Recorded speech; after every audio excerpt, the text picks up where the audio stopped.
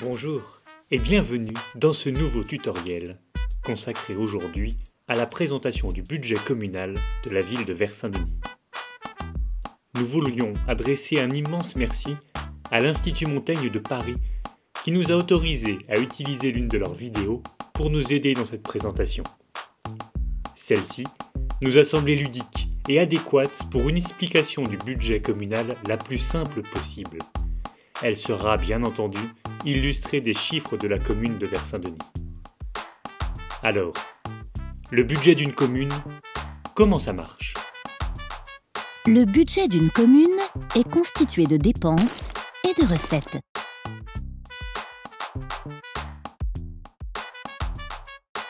Les deux premières sources de recettes sont les impôts locaux et les financements de l'État.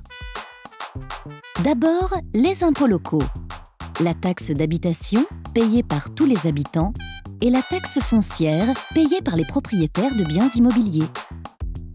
Ces impôts sont calculés en fonction, notamment, de la valeur estimée du loyer des habitations et d'un taux défini par la commune et encadré par l'État. À ces recettes fiscales s'ajoute un financement de l'État. En effet, autrefois, c'était l'État qui gérait les crèches ou la construction des écoles primaires et maternelles, par exemple. Depuis 1982, ces compétences sont déléguées aux communes.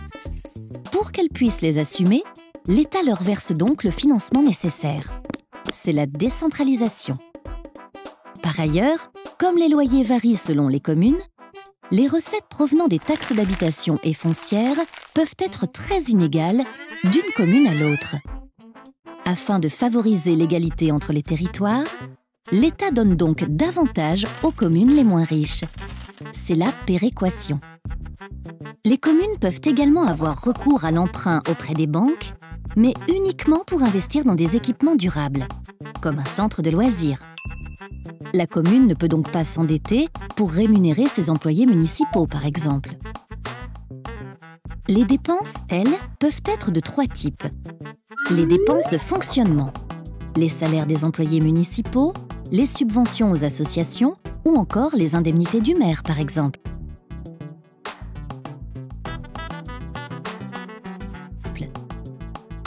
Les dépenses d'équipement, la construction d'une école, d'une ligne de tramway ou d'une installation sportive, par exemple.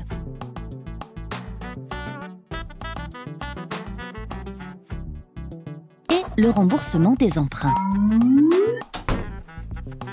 Chaque année, avant le 15 avril, le budget est soumis au vote du conseil municipal, assemblée d'élus qui prend toutes les décisions pour la commune. Pour améliorer les services et réaliser des économies, la quasi-totalité des communes a choisi de mutualiser certaines dépenses, comme la collecte des déchets et les transports. Pour cela, elles ont formé des groupements de communes qui disposent chacun de leur budget, alimentés en partie par les communes membres. Ces groupements sont appelés, en fonction du nombre d'habitants, communautés de communes, communautés d'agglomération ou communautés urbaines.